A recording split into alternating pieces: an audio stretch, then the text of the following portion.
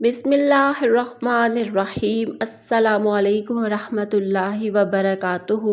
دعا ہے اللہ تعالیٰ آپ سب کو اپنے حفظ و ایمان میں رکھے، سب کی مشکلات آسان فرمائے اور سب کو دین و دنیا کی بلائیاں عطا فرمائے، آمین یا رب العالمین۔ آج میں آپ کے ساتھ ایک نہایت خاص اور مجرب وظیفہ شیئر کرنے جا رہی ہوں۔ یہ وظیفہ صدیوں سے اہل علم، اولیاء اور بزرگان دین آزماتے آئے ہیں اور ہر بار اللہ پاک نے اپنے فضل سے پریشان حال بندوں کی مدد فرمائی ہے۔ یہ ہے درود تنجینہ کا وظیفہ۔ چاہے کتنی بڑی پریشانی ہو، کیسی بھی مشکل یا مصیبت ہو یا کوئی حاجت پوری نہ ہو رہی ہو، آپ یہ درود پڑھیں، انشاءاللہ فوراً اللہ تعالیٰ کی مدد شامل حال ہوگی۔ یہ وظیفہ میرے اپنے خاندان میں بھی پڑھا جاتا ہے اور کبھی ایسا نہیں ہوا کہ نتیجہ نہ ملا ہو۔ اگر آپ کسی عام پریشانی یا چھوٹی مشکل میں ہے تو یہ ترتیب اختیار کریں۔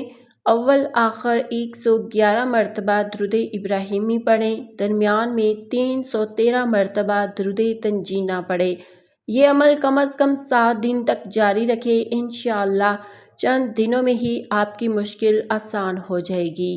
اگر مسئلہ بہت بڑا ہے، جیسے کوئی سخت بیماری، کاروباری نقصان، رشتے میں رکاوٹ یا ویزے کا مسئلہ ہو تو اس کے لیے 1000 مرتبہ درود تنجینہ پڑھنا ہوگا۔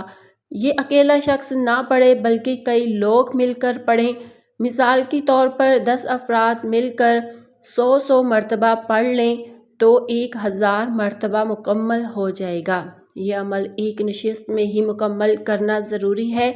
اگر ایک فرد اکیلا کر رہا ہے تو وہ 313 مرتبہ پڑھے اور اول آخر 11 مرتبہ درود ابراہیمی ضرور پڑھے۔ یاد رکھیں یہ درود خود بھی درود پاک ہے، لیکن اس کے ساتھ درود ابراہیمی لازمی پڑھنا ہے۔ درود تنجینہ کو اپنی روزمرہ زندگی کا بھی حصہ بنائیں۔ یہ بے شمار برکتوں اور فضیلت والا ہے۔ جو بھی اسے معمول بنا لیتا ہے، اللہ تعالیٰ اس کی زندگی میں آسانیاں فرماتا ہے۔ ناظرین، ایک حقیقی مثال، میری ایک جاننے والی کا ویزا کافی عرصے سے نہیں لگ رہا تھا۔ انہوں نے گھر والوں کے ساتھ مل کر 1000 مرتبہ درود تنجینہ پڑھا۔ اللہ کے فضل و کرم سے فوراً ان کا ویزا لگ گیا اور وہ اپنی منزل کی طرف روانہ ہو گئی۔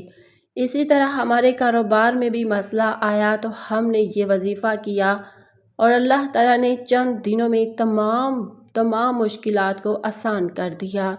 درود تنجینہ کی ابتدا ایک نہایت اور بابرکت واقعہ سے ہوئی۔ حضرت ابو الحسن شاذلی سمندر کے سفر پر جا رہے تھے کہ جہاز شدید طوفان میں گر گیا۔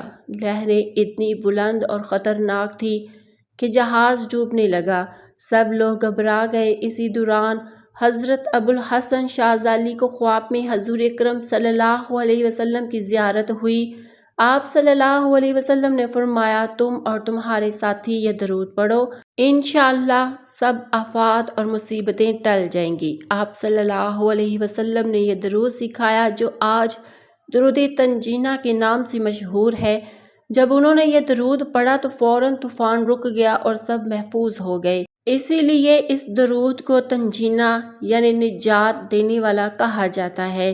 اولیاء کرام اور بزرگان دین نے ہمیشہ اس درود کو اپنے وظائف میں شامل کیا ہے، اس لیے ہمیں بھی چاہیے کہ پریشانی کے وقت سب سے پہلے اللہ کو پکاریں، یہ درود پڑھیں اور پورے یقین کے ساتھ اللہ تعالیٰ سے مانگیں۔